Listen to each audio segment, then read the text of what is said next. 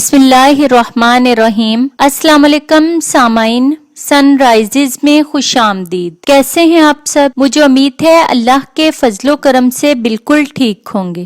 سامعین، ایک ایسے ننھے سے جراثیم نے دنیا بھر کو دہشت زدہ کر دیا ہے جو آنکھ سے دکھائی بھی نہیں دیتا۔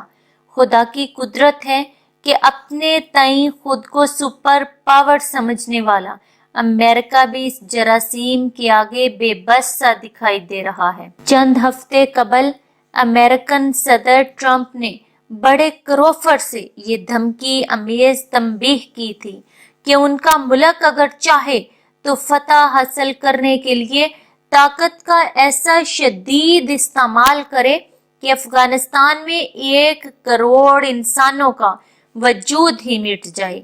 اب عالم یہ ہے کہ معصوف کسی سے ہاتھ ملانے کو بھی تیار نہیں ہے۔ جو یورپ بری نظر کے مقابل کسی عورت کو اپنی حیا و عفت کی حفاظت کے لیے حجاب پہننے کا حق دینے کو تیار نہیں تھا، وہاں اب ایک ننھے سے جراثیم کے بچاؤ کے لیے مرد و زن ماسک سے منہ ڈھانپے پھر رہے ہیں۔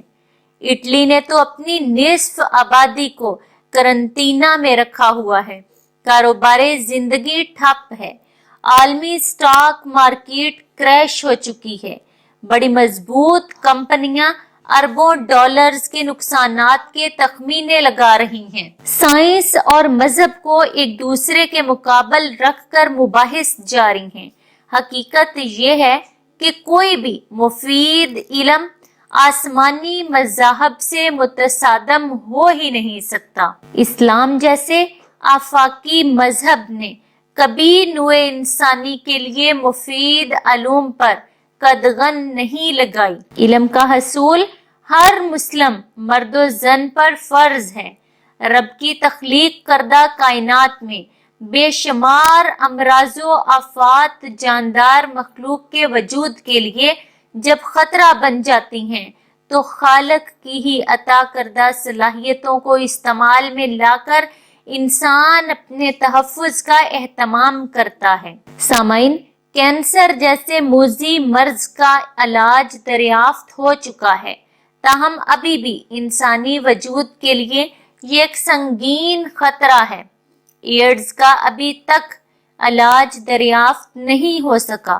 گزشتہ برسوں میں پاکستان میں ڈینگی جیسے وائرس انسانی جان کے در پہ رہے۔ کرونا وائرس کا معاملہ اس اعتبار سے کچھ منفرد ہے کہ اس کا پھیلاؤ بھی بہت تیزی سے ہو رہا ہے اور دیگر امراض کی نسبت یہ کسی خاص ملک یا علاقے کی بجائے عالمی وبا کی صورت اختیار کر گیا ہے۔ گو پاکستان میں رب کائنات کے فضل سے دیگر ممالک کی نسبت صورتحال ابھی بہت بہتر ہے، تاہم اس کا یہ مطلب نہ لیا جائے کہ ہمارا ملک یا ہمارا خطہ اس مرض سے مستثنیٰ ہے۔ ہمارے پڑوس میں چین جیسا ترقی یافتہ اور منظم ملک سب سے پہلے اس مہلک وائرس کی زد میں آیا۔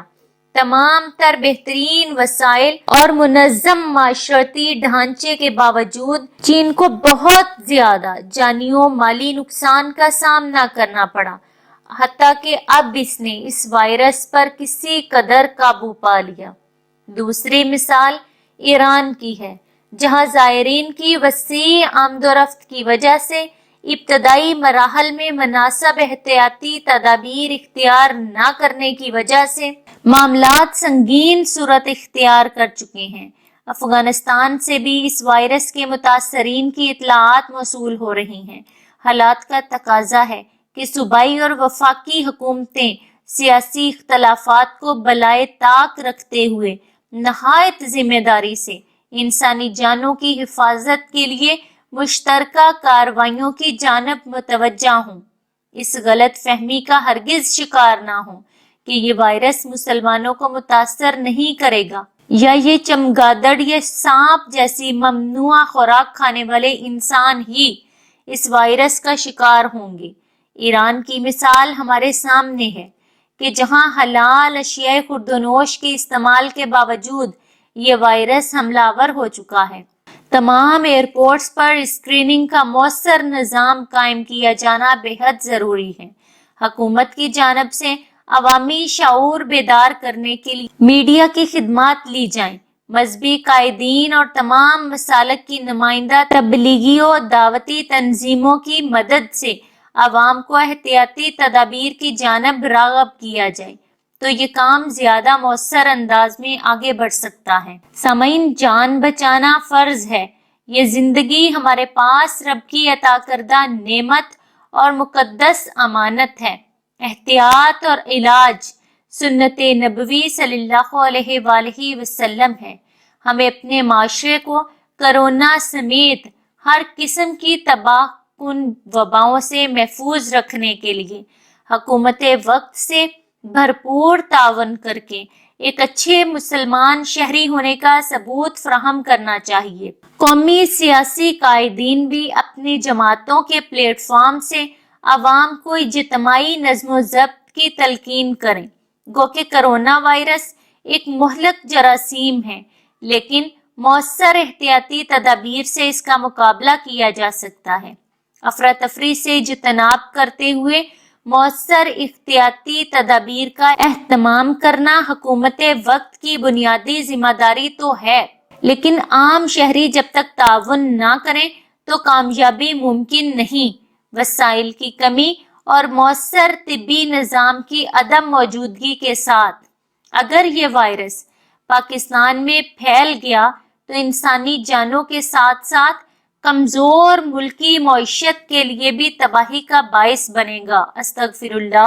हमारे दुश्मन पहले ही ऐसे किसी मौके की तलाश में घात लगाए बैठे हैं कि जिनको इस्तेमाल करके पाकिस्तान को बर्बाद किया जा सके। हुकूमत महज सरकारी वसाइल पर इन्हसार ना करें। पाकिस्तान में ईदी ट्रस्ट, अखुव्वत फाउंडेशन, तबलीगी जमात, दावत इस्लामी समेत फलाहियो दावती काम करने वाली मुखलस और फाल तंजीमों के नेटवर्क मौजूद हैं। माशरे के तमाम तबकों को इस मुहिम में शरीक करके पाकिस्तान को इस वबाई आफत से महफूज किया जा सकता है। अरबाबे इक्तदार मजीद वक्त जाया किए बगैर इस कौमी मुहिम का आगाज कर दीजिए। अल्लाह पाक मेरी, आपकी, हम सब की, हमारे वतन पाकिस्तान की हिफाजत फरमाए। आमीन। सामीन, सनराइजेस पर ऐसी ही मजीद मालूमाती वीडियोस देखने के लिए हमारा चैनल सनराइजेस सब्सक्राइब करें और साथ दिए गए बेल आइकन को प्रेस कर लें ताकि सनराइजेस पर अपलोड की जाने वाली हर नई वीडियो का नोटिफिकेशन सबसे पहले आपको मिल सके। सामीन, वीडियो लाइक और ज्यादा से ज्यादा शेयर करें। कमेंट बॉक्स में अपने राय का इजहार करना ना भूलें। अगली वीडियो तक के लिए इजाजत दीजिए। बहुत शुक्रिया। अल्लाह हाफिज।